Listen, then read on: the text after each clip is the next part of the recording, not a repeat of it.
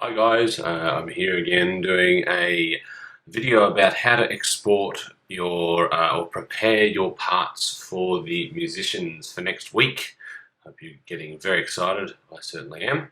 Um, so what we've got here, we've just got, I've just chosen one at random. We've got Baz's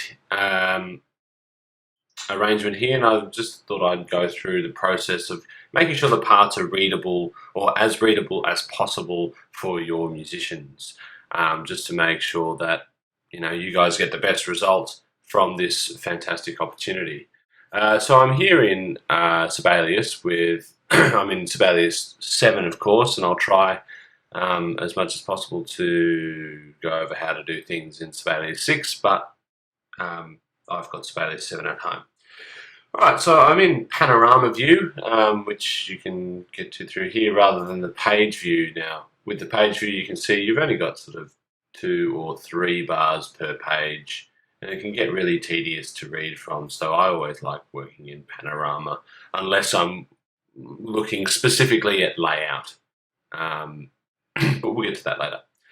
Okay, so the first thing that you need to do is go through and check for things such as, have you put in dynamics for each part? It's very important because, when, for example, at the beginning here, we've got, Baz has got his alto sax, tenor sax, and trumpet on an A flat. Now, does he want that to be a really loud A flat or a really quiet A flat? Or does he want a crescendo through it?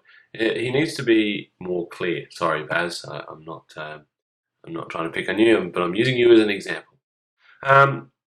So make sure you do dynamics, okay? Now, an easy way to do dynamics is if you go to text, and it's an expression. So click on the expression, your cursor goes blue, click on the note that you want, and then you can see this little blinking cursor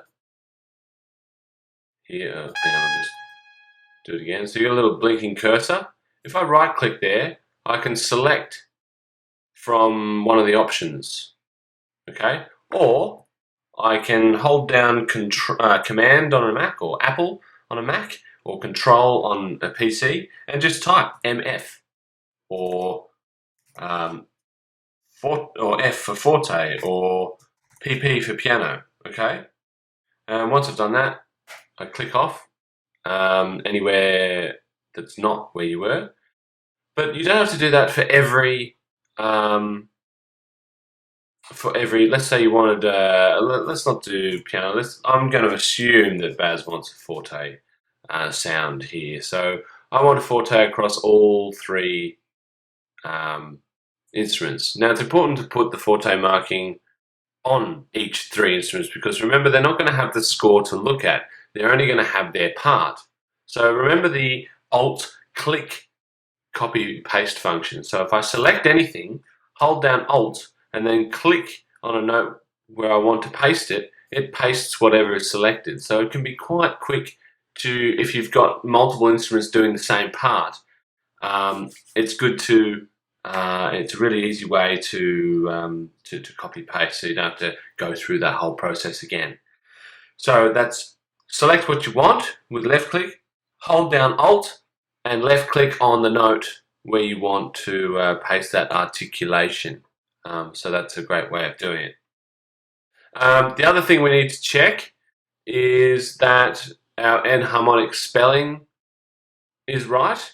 Now, I'm seeing something here. We've got in the alto sax, Baz has harmonized the main riff with the saxophone in thirds, which is great, but the top part is just going. So it's a descending scale, so I would want to see that in an A flat. So the way you can change that, you don't have to re-put it in again. The shortcut is Enter or Return, the one above the Shift key.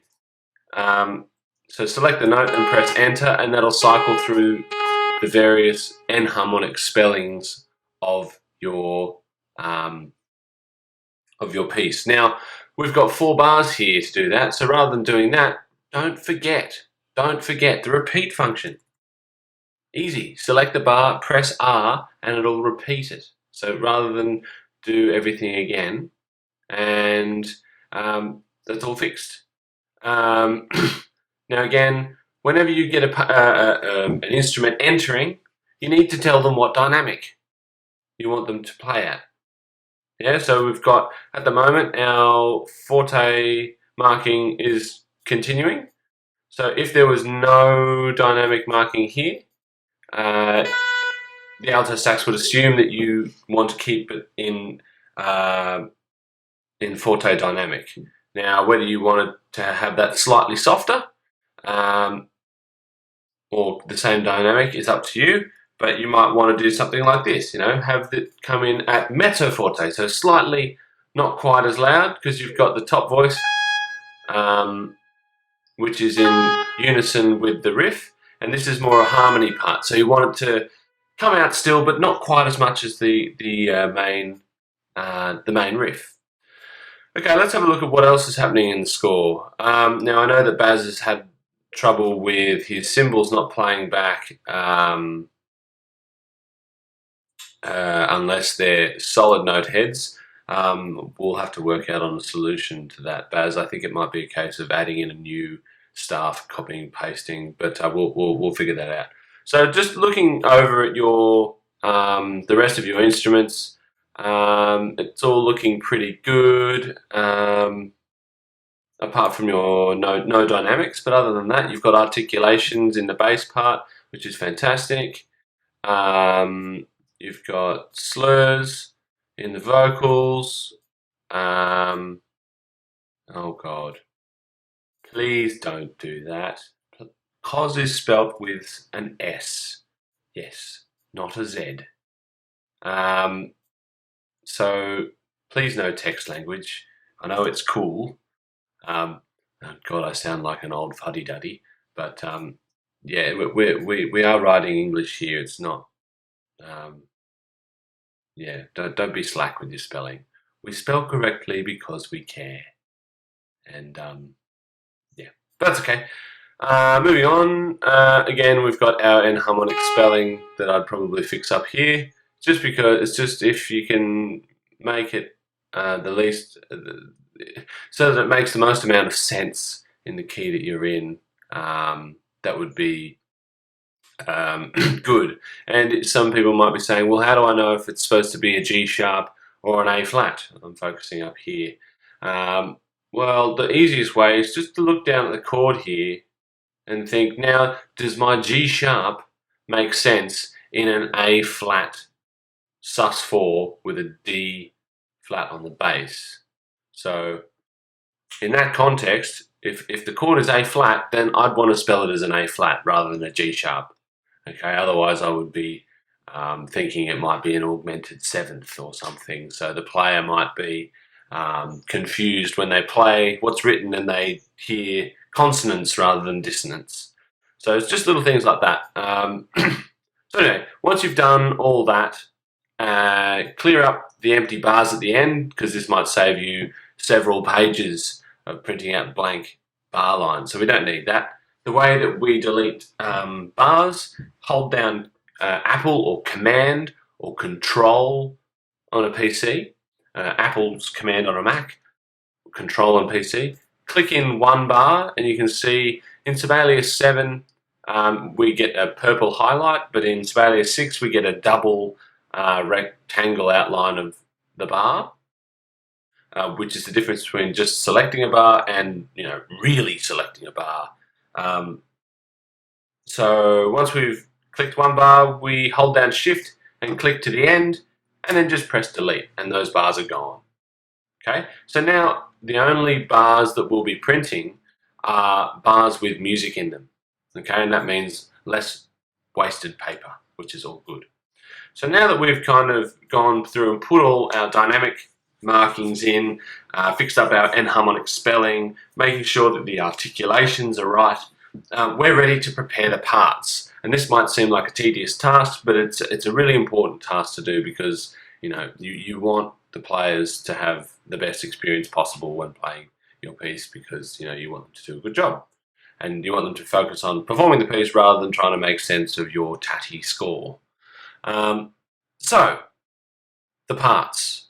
Now, Sibelius is really good because while you're working on the score, it's dynamically creating parts in the background. And to access those, it's really quite simple. What you do is you select any bar of an instrument. In this case, I've selected the alto saxophone, and I hit the W key. The W key. Now that works in both Sibelius 7 and Sibelius 6. So now I'm looking at the alto saxophone part. So you can see here it's only one page. And look, my dynamics are in there, which I edited before. You can see we've got these multi-measure rests, which save on space. But you can see here that the glissando marking is a little bit out of place because its alignment is a little different. So this is where it's really important to look at your score, because sometimes, look at your parts and your score, because sometimes what looks right in the score, when you put it into a part, it becomes a little bit misaligned. So all I'm going to do, oops, sorry about that, is just drag the glissando marking up so it makes sense. Now you can see that it goes orange in color. Now when it's orange in color, it means that its position in the part is different to the position in the score, or it appears in the part but not in the score. So you can have text markings which appear in the part, but you don't, and you may not want them to appear in the score because they're unnecessary. So that's possible. But for now, I just want you to make sure that it all looks nice and neat and easy to read. Now you can see this score, this part is really well spaced out. There's no bunching up of notes. Once you fix up the enharmonic spelling of this part, it'll be fine. The only thing I might add to this would be little text markings for, this is the chorus coming up, rather than just the riff starting. Just little text or section cues would be really good. So that would be our alto sax part done. Now to get back to the score, you simply hit W again. And you repeat the process with the next instrument, so the tenor sax. So select it, press W. And now we're looking at the tenor saxophone part. Again, the glissando is moved, so we just click and drag that up to somewhere where it looks a little less out of place. All good. Now you can see this is laid out a little bit tighter, but there's a lot less happening in this part, so it's still really clear in terms of what's happening on the score. Like, it's not confusing or anything, so that's fine. You don't want overlapping parts. So I'm happy with that part. I'm going to hit W to go back to the score, select my trumpet part, and hit W again. Now this glissando is in the right place, so that's fantastic. And the rest of my part looks pretty good. Well, sorry, Baz's part looks pretty good. So I'm happy with that. Hit W to go back to the score. Let's look at our trombone part. Select the trombone, hit W. Oh, trombone player is going to have an easy read through this one. So tacit means nothing to play. Yeah, so it just means stop. So trombone player is going to have a fairly easy run on this one. But that's all that Baz has got for now. That's completely fine.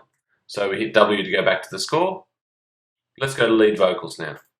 Select the lead vocals, hit W, and we've got lyrics and melody that seems all good. So basically what we're doing is we're just making sure when we look at the part and we go, okay, if I was reading this part, the vocalist has got this, the note to start on, she knows or he or she knows that there are 9 bars of nothing, and then she comes in on the 10th bar. Again, here I would be thinking, okay, how loud do you want them to come in? For the vocals, it's not as important, but it's still a good practice to get into. So I'd be fairly happy with that. Maybe a dynamic marking, but that's fine. I'm going to go back to the score. Let's have a look at the rhythm guitar. Select rhythm guitar, Oh, okay, now we have some issues here. So you can see that it's getting really cramped. So we might need to do something about this. Now I'm trying to figure out why that's so cramped. Um, okay, that's an interesting one. Where is that happening? Okay, so you can see here, um, we've got, went back to the score to try and figure it out. So you can see here that the chord here is B flat sus4 over E, then here, B flat, I mean A flat sus4 over E.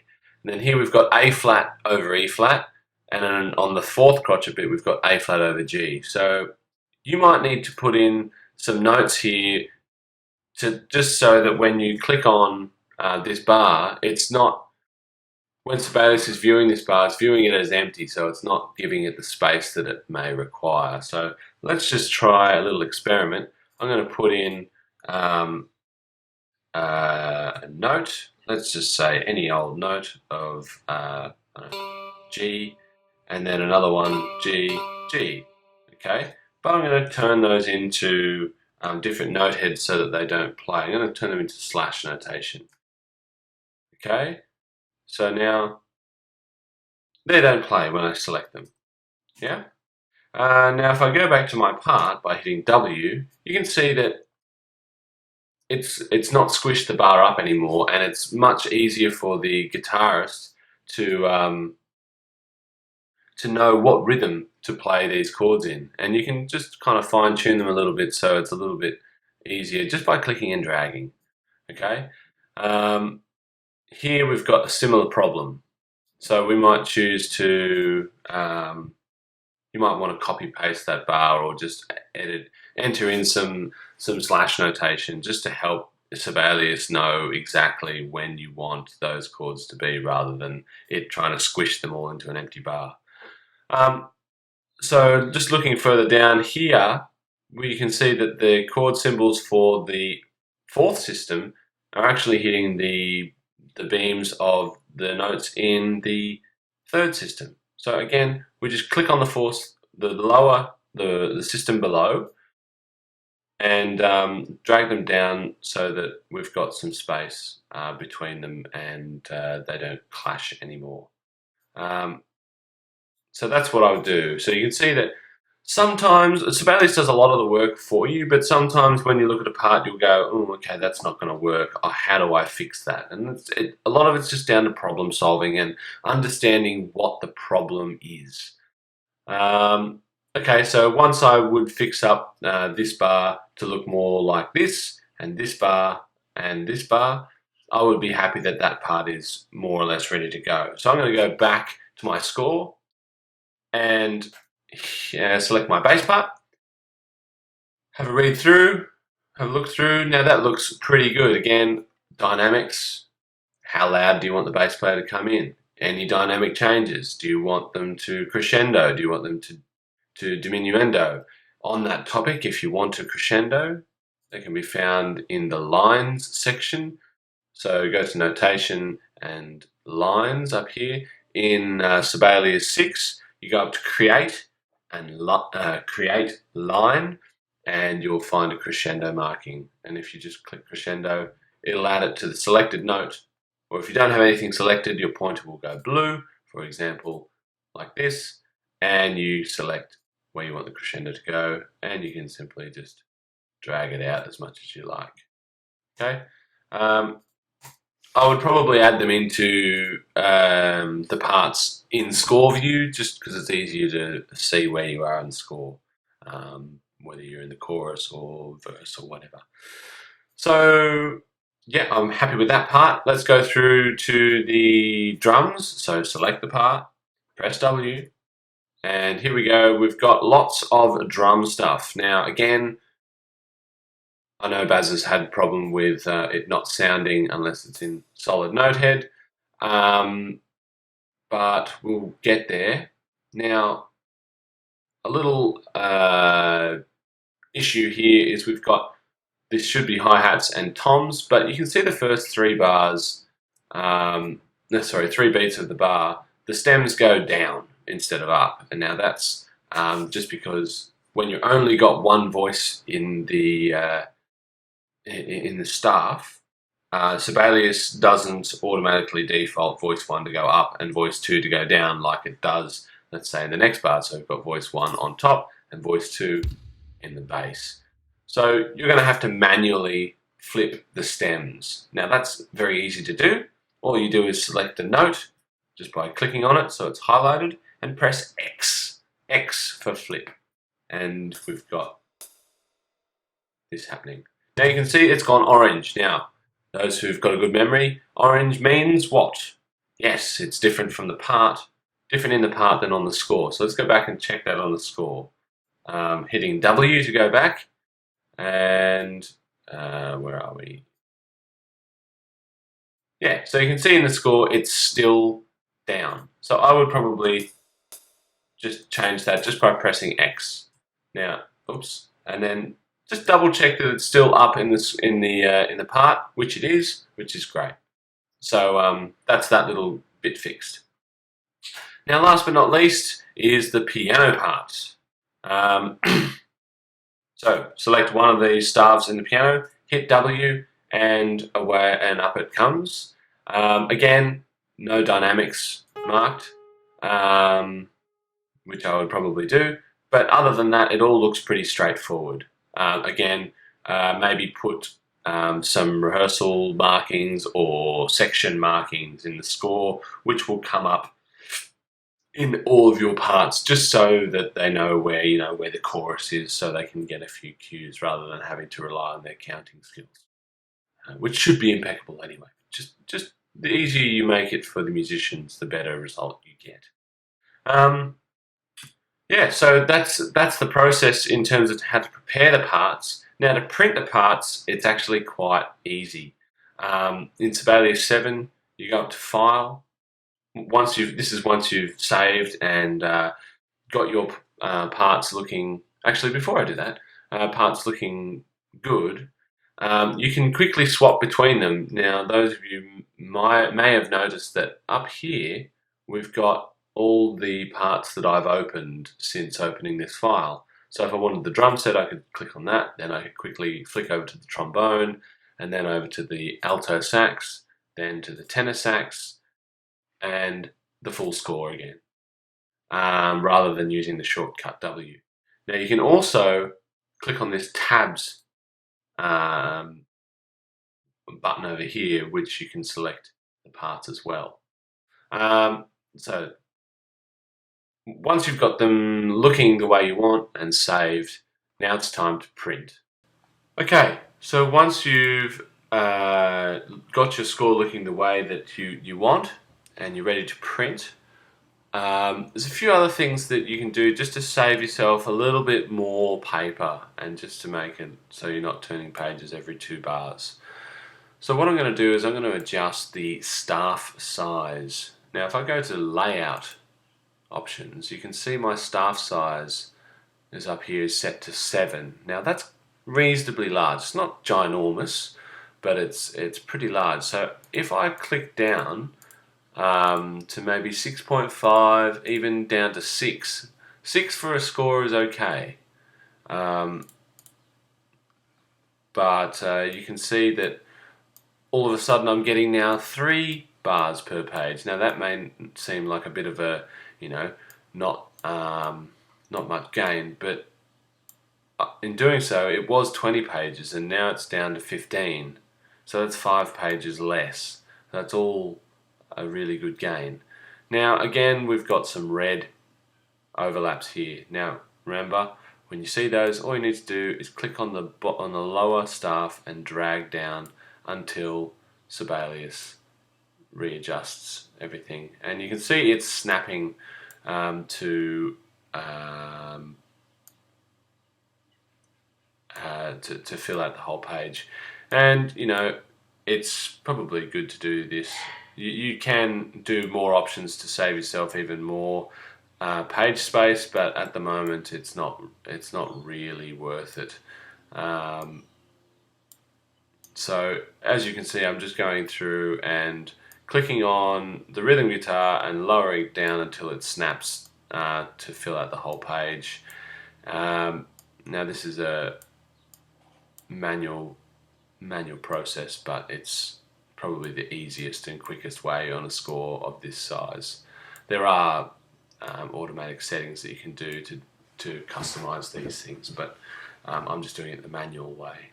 So you can see now I've got a 15-page score, which is still very readable, but I've just got a few more bars to my page.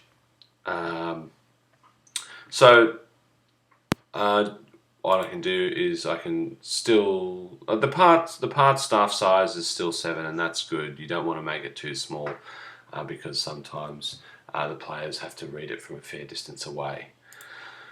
Okay, so I'm ready to print now. So I go up to File, I go Print. Now here are your two options. If you want to just print the score, you have it already selected. But we want to print the parts as well. So make sure we select the print parts. And here you can select individual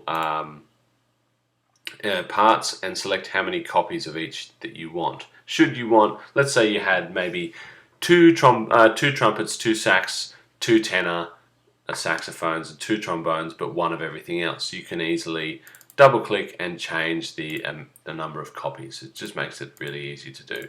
But we want to leave it all on 1 for now.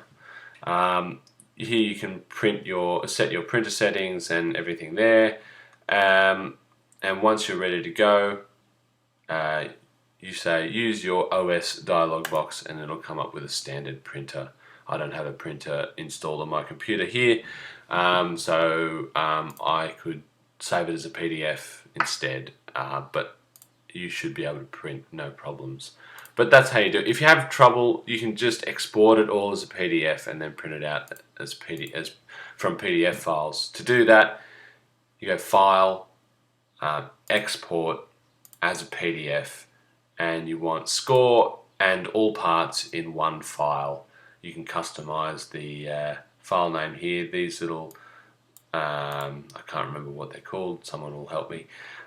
So %F will mean that it'll automatically generate the name as the score name. So you can see that this is going to say that the file name is going to be the score file name, which is BASP, hold on, I'm coming S6, dash part name, which would probably be score in all parts.